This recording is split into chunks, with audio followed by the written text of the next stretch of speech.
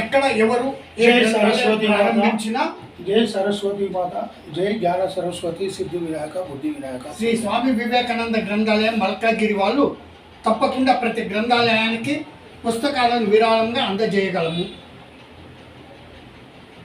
Chairman Riyaz sir గారు ఈ గ్రంథాలయంను స్ఫూర్తిగా ఎందుకు తీసుకున్నాడంటే, ఆయన చిన్నప్పుడు చిన్న గ్రంథాలయంలో ఊర్లో చదివిండంట.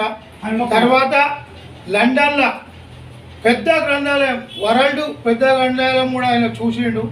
ఆయన అందరూ గ్రంథాలయం చైర్మన్ ఎందుకు తీసుకుంటున్నావు, వేరే తీసుకుంటున్నా లేదంటే ఆయన చదువుకున్న సంస్కారం, ఆయన సేవ చేసిన లెక్చరర్ లాగా ఎన్నో వేల మందికి ఉపాధి, మళ్ళీ చదువులు నేర్పించి వాళ్ళకు వాళ్ళ డ్యూటీలు లేకున్నా కూడా ఇది చేసుకుంటే బాగుంటుంది, ఇది చేసుకుంటే బాగుంటుంది అని సజెషన్లు ఇచ్చుకుంటే డాక్టర్ రియాజ్ గారు ఆయన స్వయం బుద్ధితోని ఈ పదవిని ఆయన తీసుకోవాలని చాలా కృతజ్ఞత, అమ్మానాయనకు వాళ్ళ ఆశీర్వాదం ఉండాలని ఆయన ఎంతోమందికి సేవ చేస్తుండు.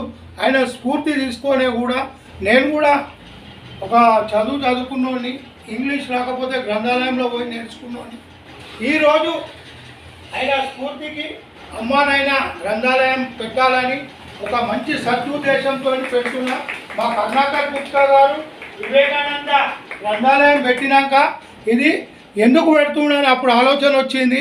ఆ ఆలోచన ఇప్పుడు నాకు కూడా ఎందుకు పెడుతుండని అర్థమైపోయింది.